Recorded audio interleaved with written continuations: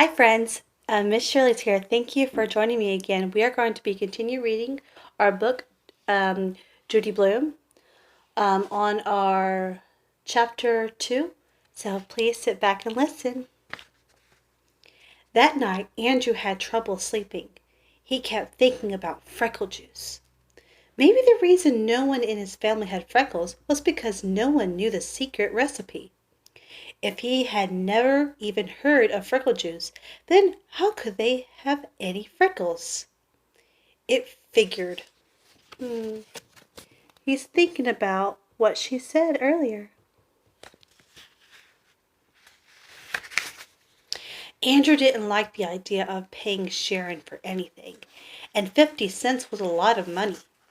It was 5 whole weeks of allowance. But he decided that if Sharon's recipe didn't work, he'd ask for his money back.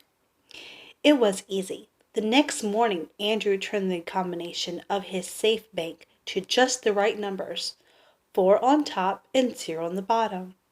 He took out 5 dimes.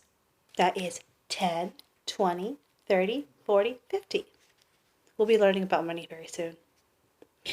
He wrapped them in a tissue and stuffed the whole thing in his pocket. He didn't have time to wash his ears or neck or anything. He wanted to see Sharon before the last bell rang. "Bye, Mom," Andrew called. "Andrew, Marcus, wait a minute." His mother hurried over to him. She almost tripped on her long bathrobe. The curls in her hair stretched Andrew's face as she checked his ears and neck. He was in such a hurry to get out. "Please, Mom, can we skip it just this once?" Andrew begged. Mrs. Marcus stepped away from Andrew. She pointed a finger at him. "Okay," she said, "I'll let you go this time, but tomorrow I'm looking again." And Andrew, zip up your pants. Andrew looked down. Zippers were a pain. "This afternoon, when you come home, I'll be next door. Miss Burrows invited me over to play cards. You come get the key from me, okay?" "Sure, Mom. Okay." Andrew raced to school. He could hardly wait to see their secret recipe. First, he'd look at it, and if he didn't seem any good, it just wouldn't pay.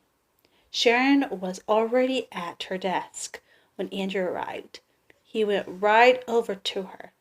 "Did you bring it?" he asked. "Bring what?" Sharon opened, her eyes real wide. "You know what. The secret recipe for freckle juice." "Oh, that. I have it right here." Sharon patted her pocket. "Well, let's see it." "Do you have the 50 cents?" Sharon asked. "Sure, right here." Andrew patted his pocket. "I'm not going to show it to you until you pay," Sharon said. Andrew shook his head.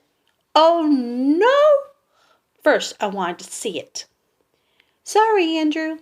A deal's a deal." Sharon opened a book and pretended to read.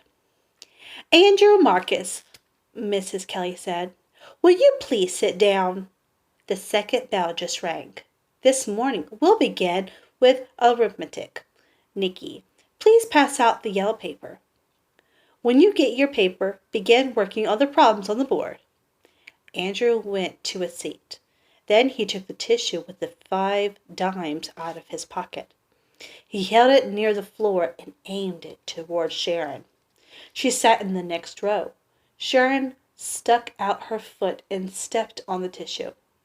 Then she slid it over until she could reach it with her hand. She bent down and picked it up. Mrs. Kelly didn't notice. Sharon counted the 5 dimes.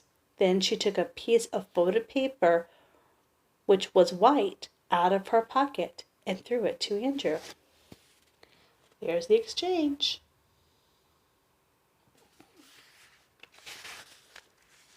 It landed in the middle of the aisle. Andrew leaned way over to pick it up, but he lost his balance and fell out of his chair. Everybody laughed, except Andrew and Mrs. Kelly. Mrs. Kelly sighed. Oh, Andrew, what are you up to now? Bring me that note, please. Andrew picked up the secret recipe. He didn't even have a chance to see it. It wasn't fair. It cost him 50 cents for nothing. He handed it to Miss Kelly. She read it. Then she looked up at him. Andrew, you may have this back at 3 o'clock. She put it in her desk. I don't want this to happen again. Do you understand? Yes, Miss Kelly, Andrew mumbled. Good. Now let's get that arithmetic done. Miss Kelly wasn't bad. Andrew decided. She could have ripped it up or sent him to, where did he go? The principal's office. Ooh. Or even made him stand outside in the hall by himself. Andrew could hardly wait for 3 o'clock to come. He didn't bother counting Nicky Lane's freckles. Soon he'd have his own. When the second bell finally rang and the class marched down the hall, Andrew went up to Miss Kelly. She held the piece of white paper and waved it at him. Here's your note, Andrew. I have the feeling it's important to you, but from now on you must pay attention in class. Andrew took the recipe from Mrs. Kelly. After tomorrow, I won't have any trouble paying attention, he promised. Just you wait, Miss Kelly. I won't have any trouble at all. Well, tomorrow we're going to be reading chapter 3 to see if this recipe of freckle juice really works for Andrew. So, thank you for joining me. I'll see you tomorrow. Bye-bye.